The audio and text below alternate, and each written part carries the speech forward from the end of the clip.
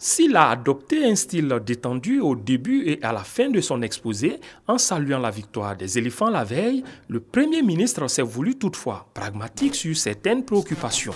Par exemple, comment encourager les entreprises locales face à l'offensive menée vers les investisseurs étrangers. Pour Daniel Kablan-Duncan, les nationaux ne sont pas oubliés. Mieux, ils constituent un indicateur d'appréciation pour les bailleurs de fonds étrangers. L'investisseur étranger ne vient pas dans un pays si l'investisseur national n'est pas bien traité. Parce que souvent, il veut un partenaire. Et le partenaire, c'est le local. Et s'il sait que le local est maltraité, bon, mais écoutez, il ne viendra pas. Mais donc, vous avez raison, il faut qu'on puisse mieux vous traiter. Vous savez qu'on a mis un groupe de liaison, c'était public, c'était privé avec vous, de manière à ce que nous puissions étudier ensemble. Disons que vos besoins, chaque fois d'ailleurs le président de la République bouge, il bouge avec les entreprises ivoiriennes. Lors de la rencontre qui a eu lieu au Maroc récemment, et le forum d'ailleurs qu'ont présidé donc les deux chefs d'État, il y a eu 150 entrepreneurs ivoiriens, 550 entreprises ivoiriennes qui participaient.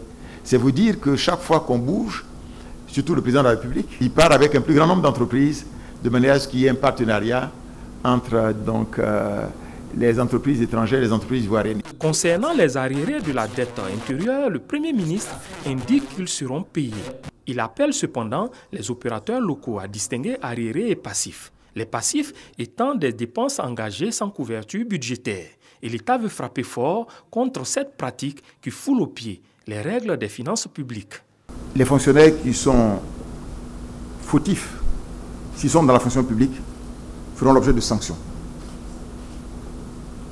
Parce qu'il est inacceptable que des fonctionnaires, sachant très bien qu'il n'y a pas de budget, engagent les dépenses.